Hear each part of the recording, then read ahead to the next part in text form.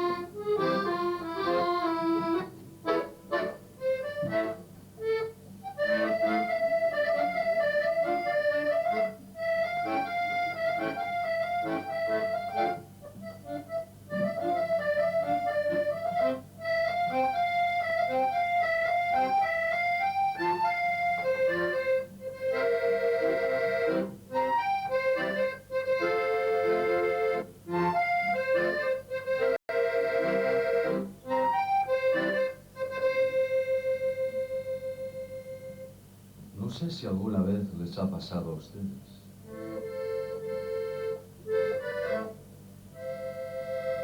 pero el jardín botánico es un parque dormido, en el que uno puede sentirse árbol o prójimo, siempre y cuando se cumpla un requisito previo: que la ciudad exista tranquilamente lejos. El secreto es apoyarse, digamos, en un tronco y oír, a través del aire que admite ruidos muertos, como en Millán y Reyes galopan los tranvías. No sé si alguna vez les ha pasado a ustedes, pero el jardín botánico siempre ha tenido una agradable propensión a los sueños, a que los insectos suban por las piernas y la melancolía baje por los brazos, hasta que uno cierra los puños y la atrapa. Después de todo, el secreto es mirar hacia arriba y ver cómo las nubes se disputan las copas y ver cómo los nidos se disputan los pájaros. No sé si alguna vez les ha pasado a ustedes, pero las parejas que huyen al botánico ya desciendan de un taxi o bajen de una nube, hablan por lo común de temas importantes y se miran fanáticamente a los ojos, como si el amor fuera un brevísimo túnel y ellos se contemplaran por dentro de ese amor. Aquellos dos, por ejemplo, a la izquierda del roble hablan, y por lo visto las palabras se quedan conmovidas a mirarlos, ya que a mí no me llegan ni siquiera los ecos. No sé si alguna vez les ha pasado a ustedes, pero es lindísimo imaginar qué dicen, sobre todo si él muerde una ramita y ella deja un zapato sobre el césped, sobre todo si él tiene los huesos tristes y ella quiere sonreír, pero no puede.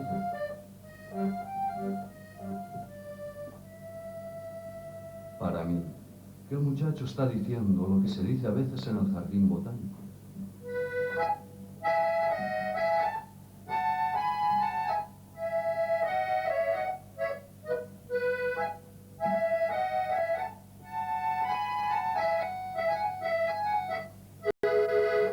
No sé si alguna vez les ha pasado a ustedes, pero es lindísimo imaginar qué dicen, sobre todo si él muerde una ramita y ella deja un zapato sobre el césped, sobre todo si él tiene los huesos tristes y ella quiere sonreír, pero no puede.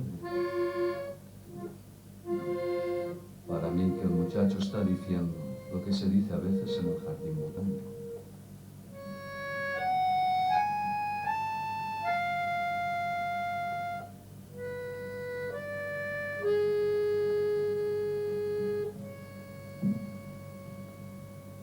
No sé si alguna vez les ha pasado a ustedes, Pero puede ocurrir que en realidad de pronto uno advierta que se trata de algo más desolado. Uno de esos amores de tanta y azar que Dios no admite porque tiene celos. Fíjense que él acusa con ternura y ella se apoya contra la corteza. Fíjense que él va tildando recuerdos y ella se consterna misteriosamente. Para mí que el muchacho está diciendo lo que se dice a veces en el jardín botánico.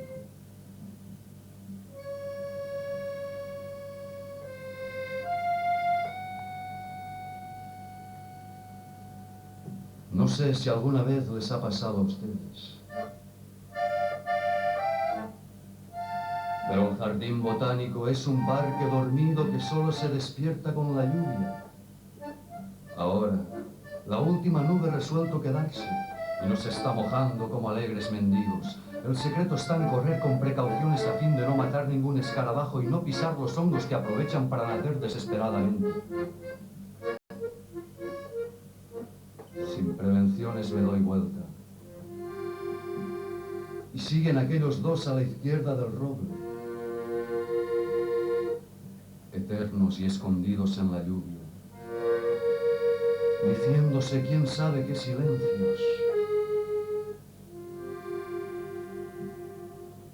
No sé si alguna vez les ha pasado a ustedes. Pero cuando la lluvia cae sobre el botánico, aquí se quedan solo los fantasmas. Ustedes pueden irse.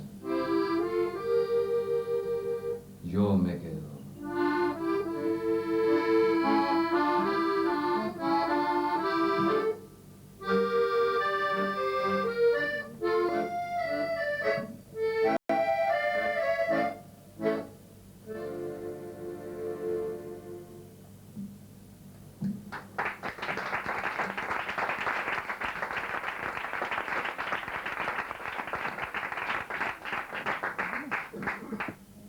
Gràcies. Anem a continuar ara, com que de vegades tots som un poc exiliats en la nostra terra, amb un poema de Mario Benedetti contra la intolerància i la xenofòbia. Mulato.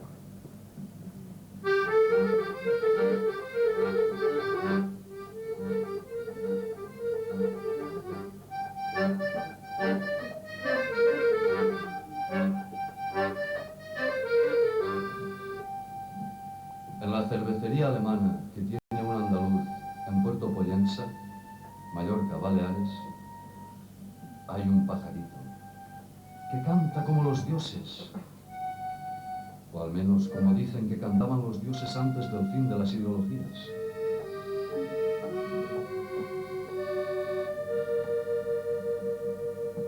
Lo llaman mulato, porque es cruza de canario y jilguera, o jilguero y canario, vaya uno a saber. Lo cierto es que su trino es azul, rojo, verde, amarillo, celeste, blanco. Su trino es un compendio de energías y colores, de orgullos de pájaro y soledades de jaula.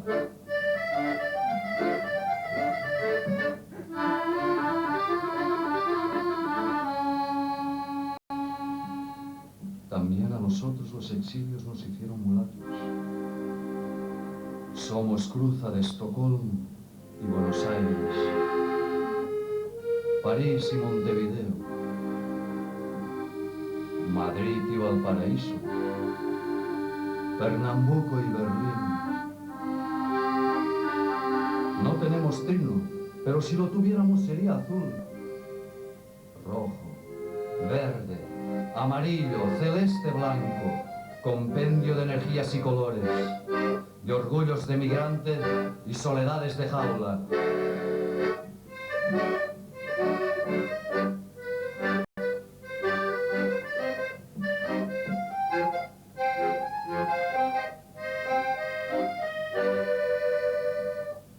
Ya que, como es obvio, estamos presos de una doble y mulata nostalgia,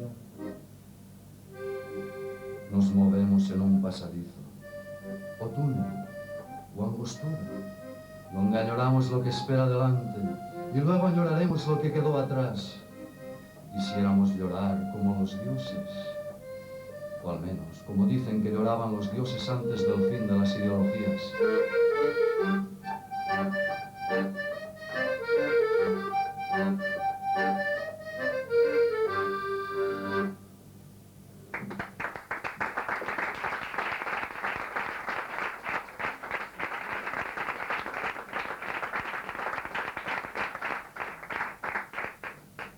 Gràcies. Anem a fer ara un poema relacionat amb la Torre de Babel. Ens van confondre totes les llengües. Hi ha una gent que va davallar a la terra. Benedetti anomena a eixa gent los pobres de Babel.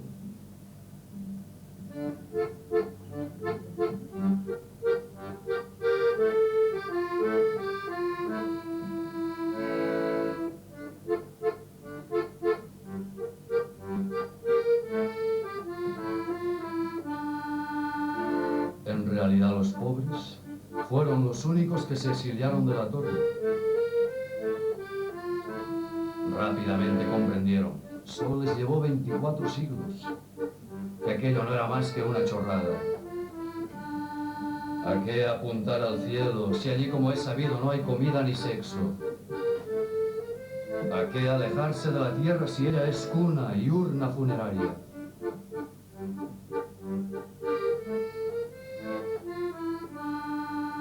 Los pobres fueron los únicos que en la torre crearon un sindicato. Pero también es cierto que nunca pudieron negociar con una patronal sin rostro. Y tras 2400 años de no cobrar salarios, acordaron bajar sin previo aviso a la calumniada tierra madre. Por supuesto, tuvieron buen cuidado en guardar cada soledad en su mochila. Y cuando hallaron por fin el suelo de sus olvidados mayores, acordaron llevar sus morriñas y melancolías al mercado local de soledades. Allí procedieron al intercambio y festejaron el trueque con vino rojo. En la hora lejana e interminable torre, que aún asciende entre nieblas y plegarias, los esclavos del cielo, absortos en sí mismos, no tienen ojos para águilas ni cóndores. Mientras tanto, allá abajo, los bienaventurados pobres de Babel ven cómo una garza se fuga con su garzo. Y entonces, liberados por el vino, cada solo abrazado a su sola, se encaminan hacia el azar del mundo. Pero eso sí, con los pies sobre la tierra.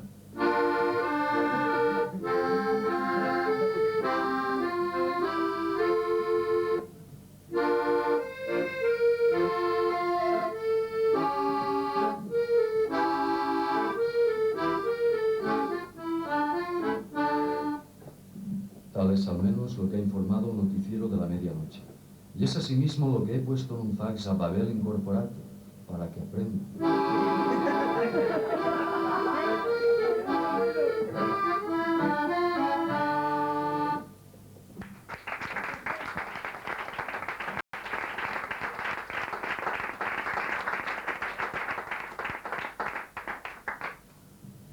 Anem a continuar ara amb una espècie de milonga, si és que es pot dir milonga, un poema que parla de la gent que replega les deixalles que ningú no vol. Purgadores, de Mario Benedetti.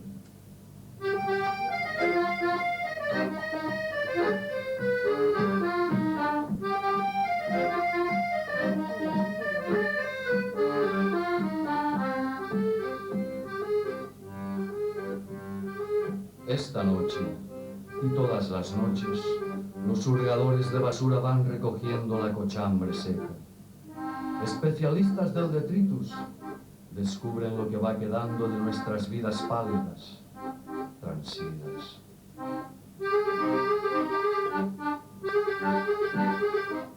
Gracias a su desvelo profesional distingue el residuo inservible de la aceptable ruina. Y la vergüenza ulcerada de la basura en flor.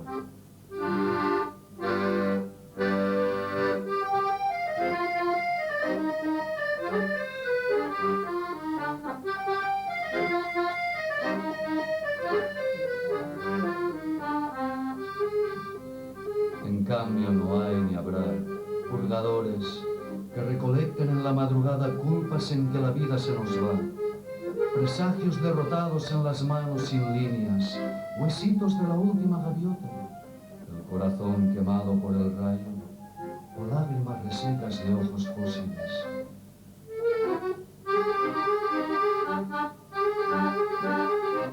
Esa basura nadie la codicia, nunca ha sido rentable.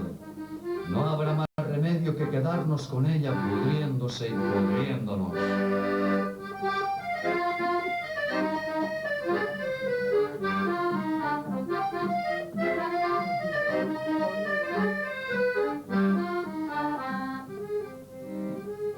En cambio no hay ni habrá hurgadores que recolecten en la madrugada culpas en que la vida se nos va, presagios derrotados en las manos sin líneas, huesitos de la última gaviota, el corazón quemado por el rayo o lágrimas resecas de ojos fósiles.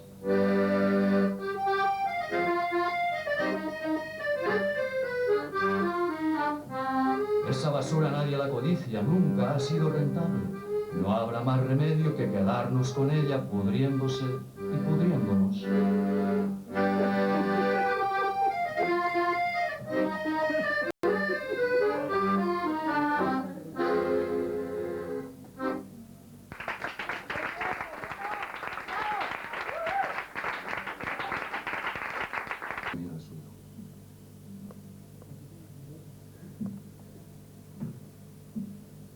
Cuando era como vos, me enseñaron los viejos y también las maestras bondadosas y humildes, que libertad o muerte eran una redundancia.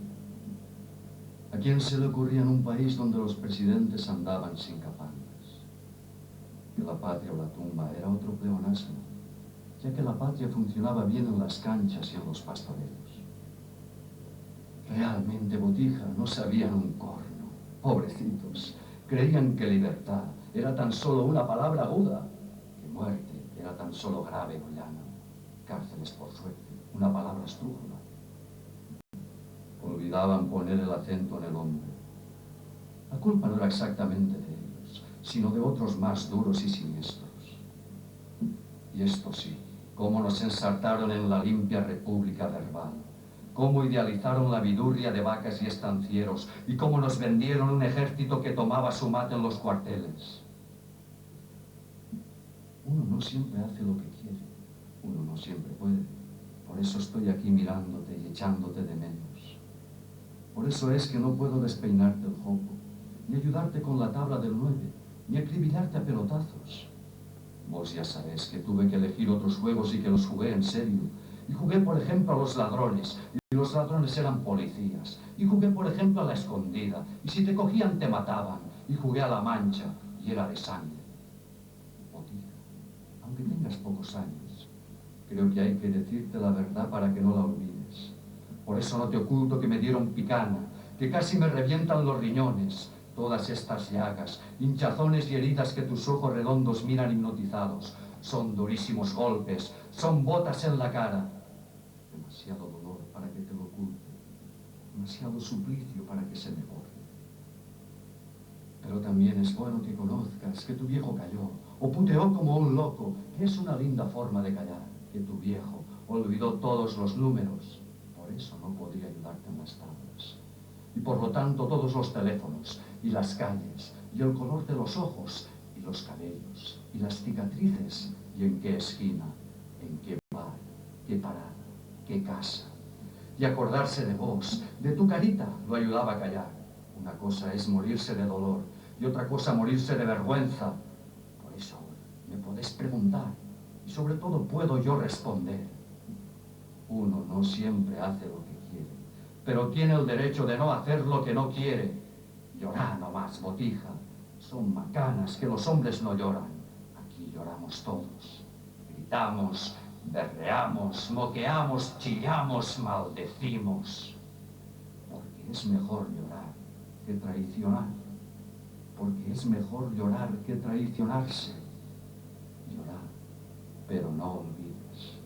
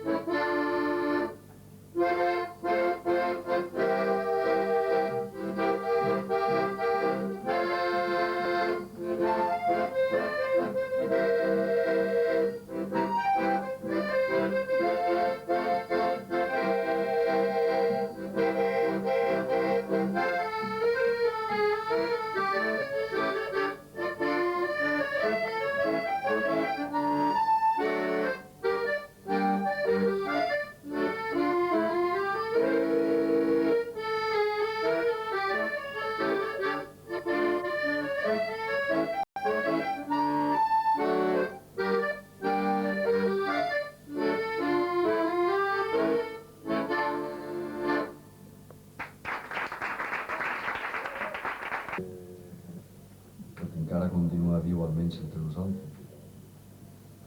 D'ell anem a fer un poema que es diu Espantapájaros número 24.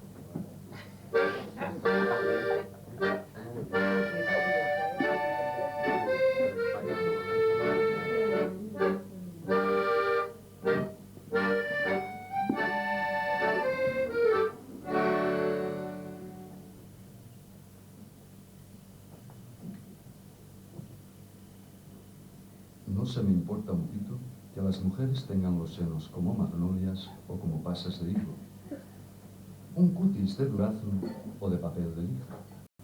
Le doy una importancia igual a cero al hecho de que amanezcan con un aliento afrodisíaco o con un aliento insecticida.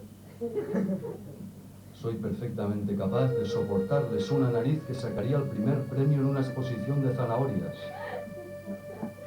Pero eso sí, y en esto soy irreductible, no les perdono bajo ningún pretexto que no sepan volar. Si no saben volar, pierden el tiempo las que pretendan seducirme.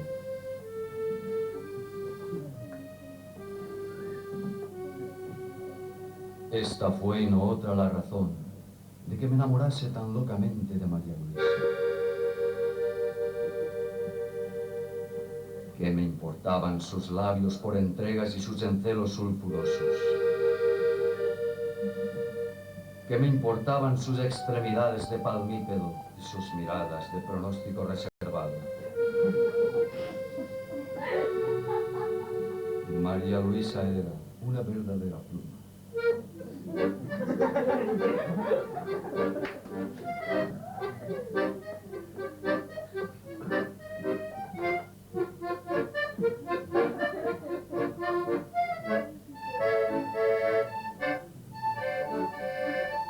Desde el amanecer volaba del dormitorio a la cocina, volaba del comedor a la despensa, volando me preparaba el baño, la camisa, volando realizaba sus compras, sus quehaceres. Con qué impaciencia yo esperaba que volviese volando de algún paseo por los alrededores.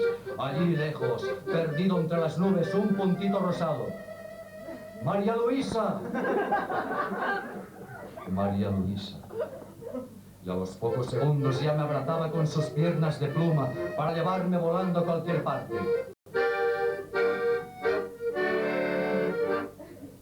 Durante kilómetros de silencio planeábamos una caricia que nos aproximaba al paraíso. Durante horas enteras nos anidábamos en una nube, como dos ángeles. De repente en tirabuzón, en hoja muerta, el aterrizaje forzoso de un espasmo. Qué delicia la de tener una mujer tan ligera, aunque nos haga ver de vez en cuando las estrellas. Qué voluptuosidad la de pasarse los días enteros entre las nubes, la de pasarse las noches de un solo vuelo. Después de conocer una mujer etérea, ¿puede brindarnos alguna clase de atractivos una mujer pedestre? ¿Verdad que no hay una diferencia sustancial entre vivir con una vaca o con una mujer que tenga las nalgas a 78 centímetros del suelo? Yo, por lo menos, soy incapaz de comprender la seducción de una mujer pedestre. Y por más empeño que ponga en concebirlo, no me es posible, ni tan siquiera imaginar, que pueda hacerse el amor más que volando.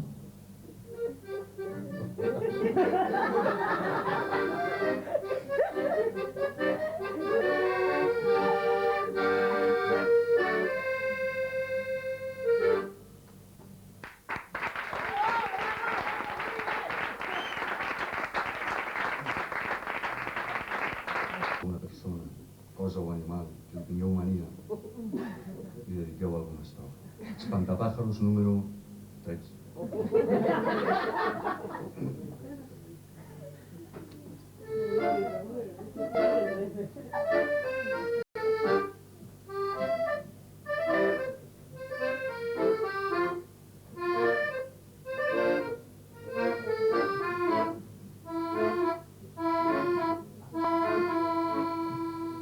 Que los ruidos te perforen los dientes como una lima de dentista, y la memoria se te llene de rumbe, de olores descompuestos y de palabras rotas. Que te crezca en cada uno de los poros una pata de araña, que solo puedas alimentarte de barajas usadas, y que el sueño te reduzca como una planadora al espesor de tu retrato. Que al salir a la calle hasta los faroles te corran a patadas. Que un fanatismo irresistible te obligue a prosternarte ante los tachos de basura. Y que todos los habitantes de la ciudad te confundan con un meadero. Que cuando quieras decir mi amor, digas pescado frito. Que tus manos intenten estrangularte a cada rato. Y que en vez de tirar el cigarrillo seas tú el que te arrojes en las salivaderas. Que tu mujer te engañe hasta con los buzones. Que al acostarse junto a ti se metamorfose en sanguijuela. Y que después de parir un cuervo alumbre una llave inglesa.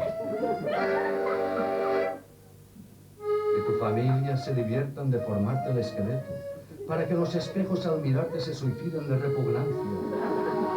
Que tu único entretenimiento consista en instalarte en la sala de espera de los dentistas disfrazado de cocodrilo.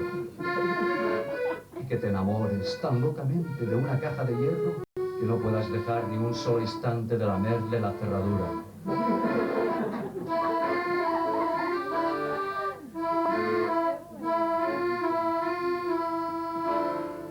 Que los ruidos te perforen los dientes como una lima de dentista y la memoria se te llene de herrumbre, de olores descompuestos y de palabras rotas.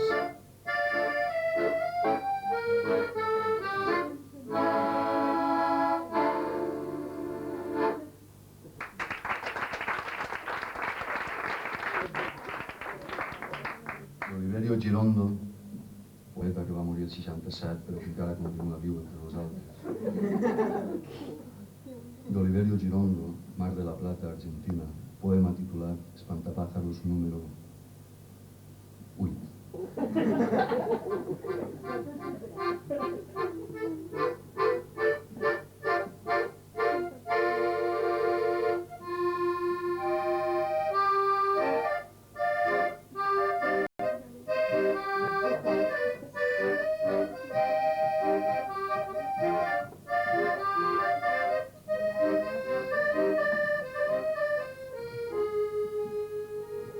Mis nervios desafinan con la misma frecuencia que mis primas.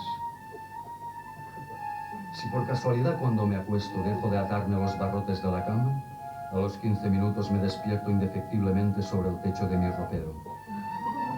En ese cuarto de hora, sin embargo, he tenido tiempo de estrangular a mis hermanos, de arrojarme en algún precipicio y de quedar colgado de las ramas de un espinillo. Mi digestión inventa una cantidad de crustáceos que se entretienen en perforarme el intestino. Desde la infancia necesito que me desabrochen los tiradores antes de sentarme en alguna parte. Y es rarísimo que pueda sonarme la nariz sin encontrar en el pañuelo un cadáver de cucaracha.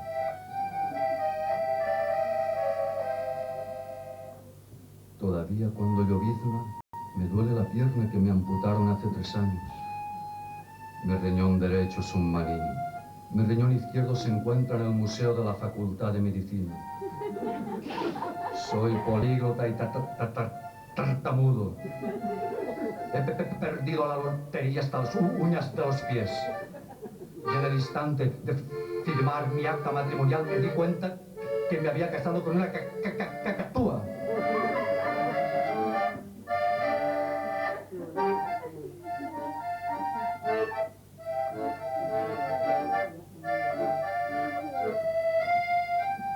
Las márgenes de los libros no son capaces de encauzar mi aburrimiento y mi dolor.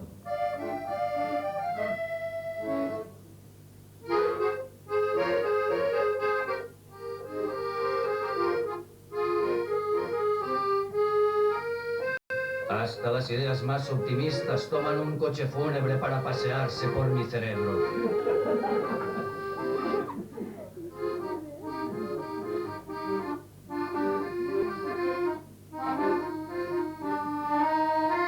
Me repugna el bostezo de las camas deshechas. No siento ninguna propensión por empollarle los senos a las mujeres. Y me enferma que los boticarios se equivoquen con tan poca frecuencia en sus preparados de estricnina.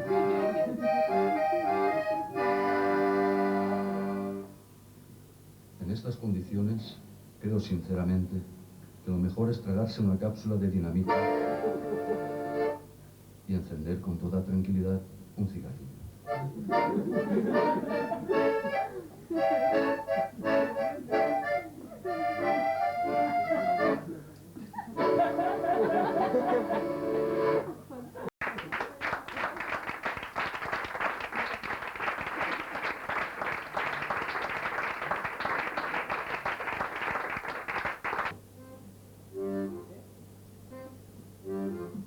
Si ja l'hem fet és que és una altra versió.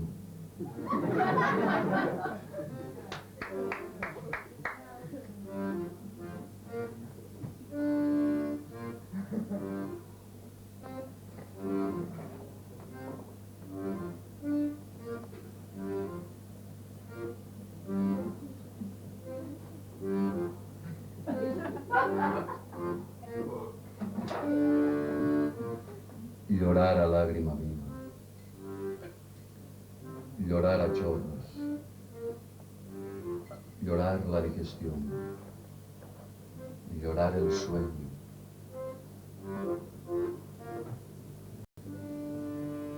Llorar de amabilidad y de amarillo.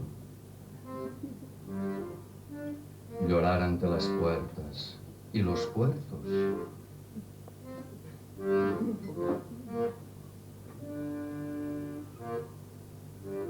Abrir las canillas, las compuertas del llanto, empaparnos el alma, la camiseta, inundar las veredas y los paseos y salvarnos a nado de nuestro llanto, asistir a los cursos de antropología llorando, Festejar los cumpleaños familiares llorando. Atravesar el África llorando. Llorar como un cacuy, como un cocodrilo. Si es verdad que los cacuyes y los cocodrilos no dejan nunca de llorar. Llorarlo todo, pero llorarlo bien. Llorarlo con la nariz, con las rodillas. Llorarlo por el ombligo, por la boca.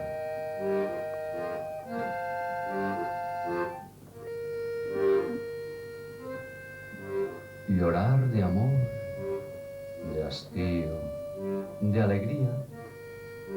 Llorar de frac, de flato, de flacura. Llorar improvisando,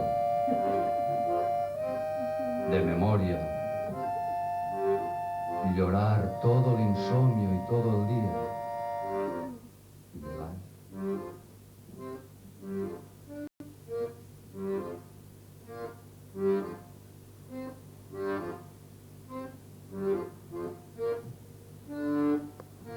Llorar a lágrima viva, llorar a chorros, llorar la digestión, llorar el sueño, llorar ante las puertas y los puertos, llorar de amabilidad y de amarillo.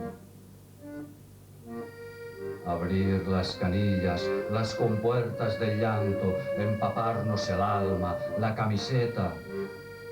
Asistir a los cursos de antropología llorando, festejar los cumpleaños familiares llorando, atravesar el África llorando, llorar como un cacuy, como un cocodrilo, si es verdad que los cacuyes y los cocodrilos no dejan nunca de llorar. Llorarlo todo, pero llorarlo bien, llorarlo con la nariz, con las rodillas, llorarlo por el ombligo, por la boca.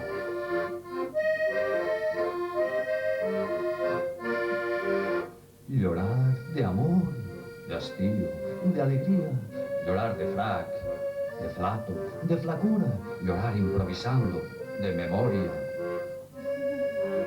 Llorar todo el insomnio y todo el día. Llorar.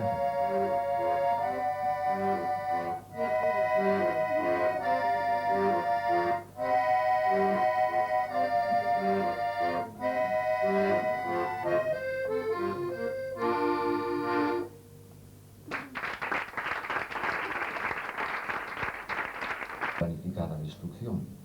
Los escritores y compositores se sintieron tan abochornados que paulatinamente fueron dejando de escribir y componer y se dedicaron a la política, a la informática, a la pesca, al tenis, al psicoanálisis y a otros oficios más o menos rentables. No obstante, aún quedaban en bibliotecas y librerías numerosos poemas, novelas, cuentos, dramas, letras de canciones, partituras musicales. Con verdadera astucia, los cultores del ruido y de la imagen decidieron no destruir autoritariamente toda esa escoria del pasado.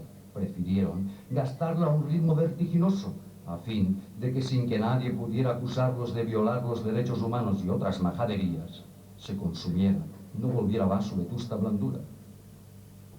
En poco tiempo las teleseries y los filmes para cable consumieron todo el stock mundial de novelas, dramas y guiones. Ya nadie se atrevió a contar nada en la pantalla. Las imágenes aprendieron a no narrar, simplemente estallaban. La agonía de la música fue más lenta, pero también llegó. Ya nadie se acordaba de Mozart, ni de Bartók, ni de los Beatles, ni de Sting, ni de Chico Buarque. Dentro de la más absoluta libertad de expresión, los letristas de canciones fueron combinados a reducir sus textos a lo mínimo. Fue así que en octubre de 1997 el High No. 1 llevaba como letra una sola línea infinitamente repetida. Voy, vengo y no voy más, nunca más, nunca más, nunca más. En abril de 1999, el No. 2 tenía pseudo-reminiscencias criptolíricas. Después del martes viene el miércoles. Ay, ay, ay, ay, ay. Por supuesto que en inglés tales letras sonaban bastante mejor. El advenimiento del nuevo siglo fue saludado con un hype que los entendidos consideraron como una obra maestra de síntesis socioeconómica. Lancémonos, lancémonos. Pero 3 meses después la erosión tautológica la había reducido a monos. Mucho más tarde, con la aparición del posmodernismo, popularmente conocido como el pospos, y el estallido del prenocavernismo, popularmente conocido como el prenio, los letristas de canciones quedaron reducidos por los cultores de la imagen a suprimir toda huella de melodía, esa cosa inútil, y todo rescoldo de palabra, esa basura. Los conjuntos que ahora aparecían en la expantallita y ahora pantallota se limitaban a emitir grititos, gruñidos, alaridos que no llegaban ni siquiera a ser sílabas, ya que esto habría sido considerado como una grave señal de conservadurismo. Sin embargo, semejante mutación oral no fue debidamente registrada a nivel popular en toda su magnitud, pues a esta altura, la diaria catarata de macrodecibeles había dejado sumida en la sordera a todo un mundo de neoanalfabetos, también llamados neoanalfas. Cabe asimismo destacar que las campañas de desalfabetización a nivel mundial planificadas por los ministerios de defensa y de ataque de los 5 continentes habían sido el mayor logro de todo un quinquenio. Fue entonces que un memorioso de la tercera edad, en realidad un veterano polizón, advertencia para correctores, no confundir con polizonte, que en el año 2004 había llegado al puerto de Palos, en una de las piraguas que redescubrieron Europa, y luego se había escondido en una de las catacumbas llamadas Subsuelo Quinto para leer viejos folios. Se animó a salir a la superficie y a la consideración pública. Todavía no se sabe cómo lo hizo, pero lo cierto es que logró editar, con tipografía cascada y papel muy modesto, un breve folleto titulado Caperucita Roja golpea otra vez.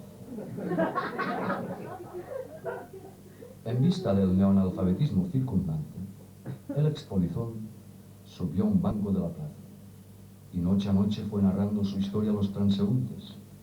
Después de todo, a la gente siempre le ha gustado que le cuenten cosas. El memorioso leía y volvía a leer el breve folleto de su autoría ante un público cada vez más numeroso y los dejaba a todos con la boca abierta.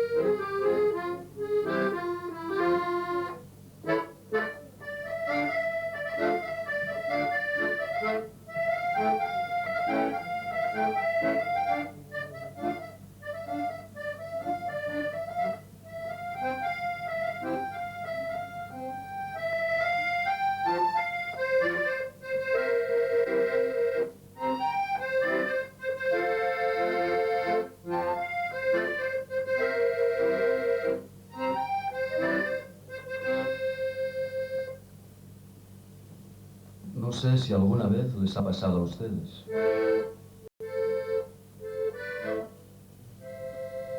Pero cuando la lluvia cae sobre el botánico,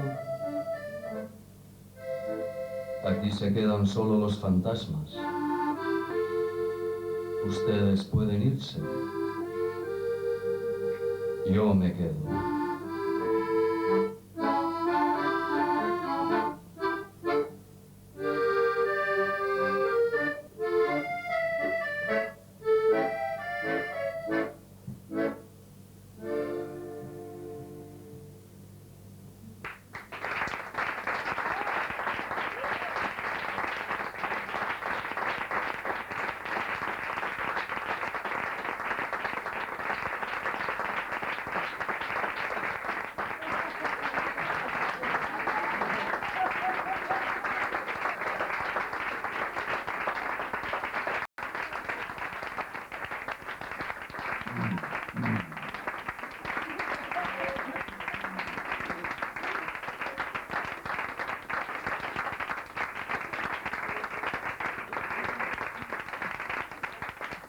Moltes gràcies.